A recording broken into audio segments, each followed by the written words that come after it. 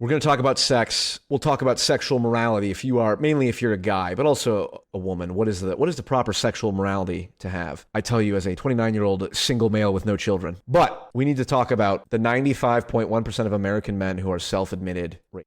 Before getting into the details surrounding the resignation of Eric Swalwell, we need to talk about this recent study from the Journal of Interpersonal Violence. Ladies and gentlemen, this is a real peer-reviewed study published recently. The following quote is taken from the study abstract. Using anonymous surveys of 2,700 US and Canadian men, we aim to assess rates of self-reported sexual aggression. Overall, 95.1% of men reported having recently used at least one of the strategies to get a woman to have sex who they knew did not want sex and had not consented. Most of these occasions resulted in successfully forcing the woman into sex. 95.1% of men are sexual aggressors. It was so deeply frightening that I almost forgot to look at the methodology section of the study. Hint, this may be some bullshit. Take a look at the first strategy that resulted in successfully forcing the woman into sex. Strategies used by men to get unwilling and non-consenting women to have sex. Told her whatever she wanted to hear. 80% of men, either numerous times or once or twice, told a woman whatever she wanted to hear in order to get her to have sex. I'm sorry, what? I'll say on the outset, there's no shortage of degenerate and emotionally stunted men whose primary joy in life comes from destroying feminist ideology wherever possible. Most psychologically stable people have the same contempt for these men as I do. The clip of that one young kid going up to Sneeko at a baseball game and saying, "Fuck the women," that is the definition of degeneracy. Absolute degeneracy, and you should hate it. As I say repeatedly though, the best way to disenfranchise your enemies is to rob them of their valid talking points. And a study like this is why everyone hates progressive feminism. The fact that these researchers believe telling a woman what she wants to hear can be considered a type of forced sexual aggression is why everyone hates feminism. If any men reading this have ever been on a date with a woman and you said she looks beautiful and you find her very attractive, even if you meant it, you are a likely perpetrator of forced sexual aggression. Obviously, if a sociopathic man meets a woman at a bar and lies about his name, occupation, and intentions just to get sex, that would be predatory and it could even be considered sexual assault. But that's nowhere in that study is that clarified. Here's the other issue. There's also the warped framing of getting a non-consenting woman to have sex with you. By definition, every woman is a non-consenting woman up until the moment she decides she's willing to have sex with someone. And unless you believe women are too stupid and naive to be able to make their own decisions, then barring some other nefarious circumstance like roofing and drugging, a woman who decides to sleep with a man after he, quote, tells her whatever she wants to hear is making a consensual decision. If you are a woman and you're on a date with a guy and he's like chatting you up and flattering you, and you go, all right, well, look, for whatever reason, I like the game he's spitting. I don't know his motivations necessarily, but I will go have sex with him because of this. That is a consensual decision. How could it be otherwise? And if you're a man and someone was doing that to you, what reality do you live in? But same thing, same principle. And of course, there are big differences between men and women. What's more, I 100% agree that a man who gives honest praise to a woman with the sole purpose of getting her to sleep with him is engaging in immoral, borderline sociopathic behavior. If the goal of the study was to prove that women should be skeptical of non-committal men who believe that sex is just a fun game where the only ticket needed to play is getting a woman's consent, I'd be in agreement. But here's what's genuinely disturbing. At the bottom of the same list of strategies are things like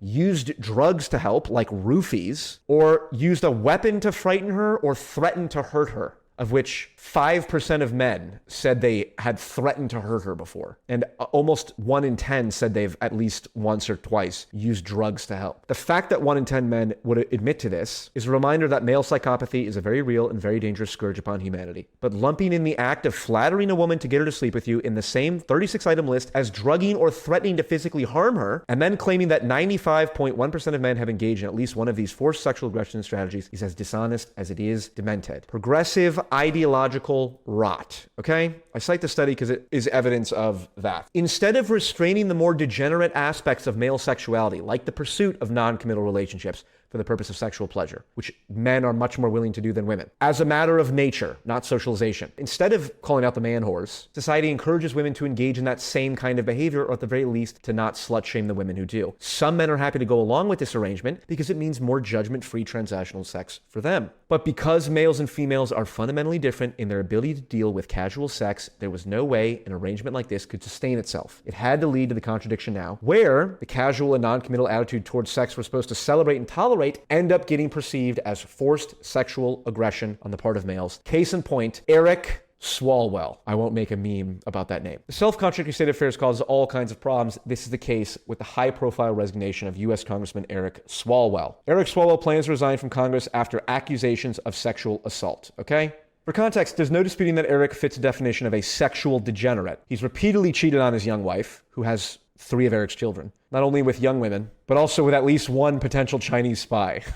That's the other part. Fang, exclusive, suspected Chinese spy, targeted California politicians. Yes, Eric Swalwell slept with a potential Chinese spy, and then he had to get briefed by whatever, the Department of Defense about it. Anyway, point is, he's a sexual degenerate. More serious allegations have been made against Swalwell. This is what the woman alleges. Allegations. She's speaking now in California, Beverly Hills. Let's watch. I believe he drugged my drink. I only had 1 glass of wine. When I arrived at his hotel room, I was already incapacitated and I couldn't move my arms or my body. He raped me and he choked me. And while he was choking me, I lost consciousness. Okay, so very, very bad, if this is true. The problem, though, it's difficult to take all of the allegations against Swalwell seriously when some of the women accusing Swalwell, and those in the media reporting on these accusations, appear to have the same attitude towards sex and consent as the authors of the previously discussed study on forced sexual aggression. CNN interviewed several of Swalwell's alleged victims. Here's one quote from the article by one woman who was 25 at the time the story took place. To be clear, if what she's saying is true, this is forced sexual aggression. As the night progressed, she said the two went to another bar and continued drinking. She said that she was heavily intoxicated and doesn't remember leaving the bar. The next thing the former staffer remembered, she was in bed with Swalwell in his hotel room having sex with her. I was pushing him off, saying no, and he didn't stop. If the woman you are having sex with is repeatedly saying no and you pushing you to get off her, that is rape. The problem lies with the context and broader framing of these accusations. First off, it must be said that Eric Swalwell vehemently denies these accusations. But despite the lack of an investigation, let alone a trial, the allegations have been taken seriously enough to get Swalwell to resign. Therefore, it seems perfectly reasonable to scrutinize these claims in proportion to the degree they carry cultural power. Here we go. This is when the cancellation begins. Contrary to what many a progressive ideologue will tell you, you are not a bad person if you don't immediately #believe all women. I'm sure many of you, whether or not you will admit it, do not actually believe that Supreme Court Justice Brett Kavanaugh was involved in facilitating the, quote, gang of Julie Swetnick, a claim that she gave under sworn testimony and seemingly maintains to this day. Having read through the entirety of the CNN piece, I can comfortably say I simply don't have enough reason to believe that these accusers are portraying their experiences accurately. Consider the context from the rest of the article. This recounting of events is from the same woman who made the above accusation when she was 25, that Swalwell. The story she describes below is from 5 years earlier when she was 21. The two began messaging each other on Snapchat. On that platform, she said Swalwell began making sexual comments and sent her photos of his penis and him shirtless. He's asked her to send him photos of herself, including nude photos, which she did. She said she found the attention flattering, but also felt nervous because he was her boss. In 2019, they were driving around, and he told her to stop in a parking lot, whipped out his dick, and asked her to give him oral sex. She said she briefly complied before stopping and telling Swalwell she was uncomfortable. You're right, it's probably not good for a congressman to be caught with his pants down, he said awkwardly. I don't know how else to interpret both of these instances as anything other than an adult woman reciprocating sexual activity in a completely consensual manner. If someone sends you nudes and you send them nudes, you're exchanging nudes. I'm sorry, that's completely consensual. If you agree to a sexual act and then decide to withdraw consent and the other person agrees to stop, that's the opposite of forced sexual aggression. That's the ideal behavior on the part of a man. What else can you do? Hey, do you want to have sex? Okay. Hey, we're having sex. Hey, I want to stop. Oh, okay. Probably a good idea not to get, it's like, what? To be clear, this wouldn't in any way, shape, or form excuse what Swalwell allegedly did later on in regards to him forcing himself upon the woman. But the fact that these interactions are framed as part of the overall wrongdoing on the part of Swalwell calls into question the credibility of this accuser, or at the very least a CNN reporter who is helping the woman share their stories. Take this story from a different accuser of Swalwell, who was in her late 20s at the time and never even met Swalwell in person. They began messaging on Snapchat. The conversation got flirty and sexual. Swalwell often requested swimsuit or nude photos of the woman, which she sometimes sent. He sent her videos of his penis, which she didn't ask for. The final line of the entire article ends with this. The woman said she felt embarrassed and kind of ashamed about her exchanges with Swalwell. When you're getting unsolicited dick videos sent to you, it just makes you feel like I'm a lesser person. If unsolicited when people think about unsolicited dick pics, I can 100% agree. If you're texting a woman and you don't know her, you've never met her before, and you're just talking off of Tinder or something, and you unprompted send a dick pic,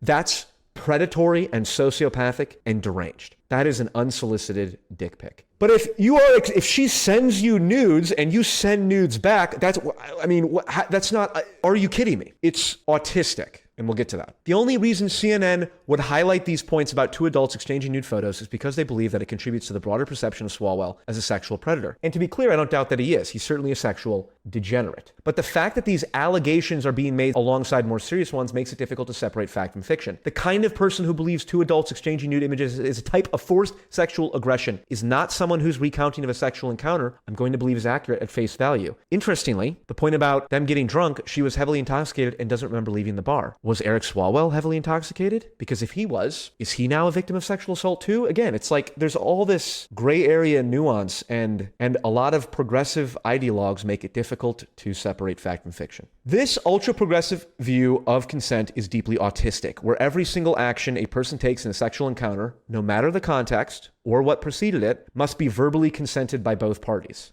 People who hold this autistic view will also tell you that you cannot give consent if you are under the influence of alcohol. If this is the case, then virtually every couple I know who isn't Mormon are because they've had sex with each other numerous times while one or both are under the influence of alcohol. This self-evidently ridiculous perspective on sex, reductionist I would add, eliminates any nuance that should be brought to bear on a topic like the role alcohol plays in sexual assault, given that more than half of sexual assaults occur when one or both parties are under the influence of alcohol. But it is not only the progressive left who contributes to such backwards and immature views on sex and consent. There are many on the red pill right who claim to oppose progressive values, yet they adopt the same transactional and degenerative attitudes towards sex. Some of the advice you hear from influencers in this space is deranged and malicious. It's disheartening. And then there are others on the religious right whose attitudes towards sex are too one-dimensional and dogmatic to accommodate the complex realities of sexual morality. The pathological purity culture that often accompanies religious fundamentalism is its own ideological disease. Ladies and gentlemen, this is what you came for. No pun intended.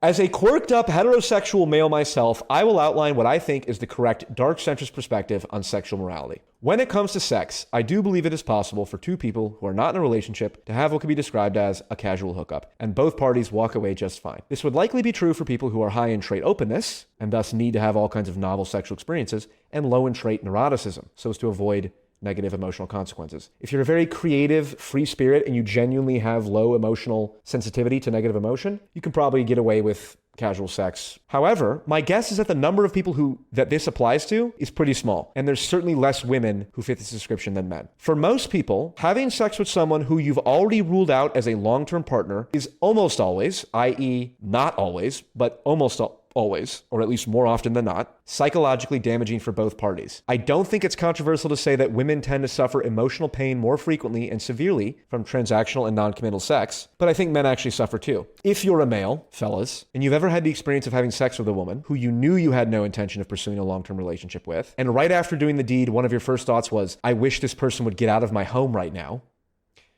and many of you men know exactly what I'm talking about, you have done something poisonous to your psyche and soul, let alone hers. This is especially the case if, in some form or fashion, you falsely implied to a woman that you might be interested in a long-term relationship in order to get her to sleep with you. Eric Swalwell is the kind of man who treats sex as just another fun activity that can be done without significant repercussions to himself or others. Even if they're not completely accurate, the accusations against him, there's no doubting that his immoral behavior is a product of the immature and self-evidently foolish belief that casual sex is something that exists to begin with. For almost everyone, there's nothing casual about it. And unlike my more conservative religious friends, I don't believe that all sex outside of marriage is immoral. Of course, it makes perfect sense as to why many religions take what appears to be an oppressively negative view on sexual promiscuity. If you lived 2,000 years ago, where there was no birth control, no paternity testing, no prevention or treatment of horrifying STDs, look up the effects of syphilis, you would probably treat fornicators as the very real threat to your community's well-being that they were at the time. But in today's world, I think it's perfectly possible for two people who are not married to have sex with each other if they are genuinely pursuing a long-term relationship and neither party is deceiving the other about their intentions. I think the genuinely pursuing long-term relationship is the rule of thumb. I think the iron law is you can't deceive the other person about your intentions. If in any way, shape, or form you deceive the other party about your intentions, you're doing something immoral. If you can't look your partner in the eyes and tell them how you actually feel about them without them getting turned off, you probably should not be having sex with them. If you feel about a woman like, look, I think you're really hot. I enjoy hanging out and talking to you, but only when it precedes the possibility of sex. And then once we do have sex, I really want nothing to do with you. That's the attitude that many males will have in many, if not the majority of like one night stands. That's immoral. That's just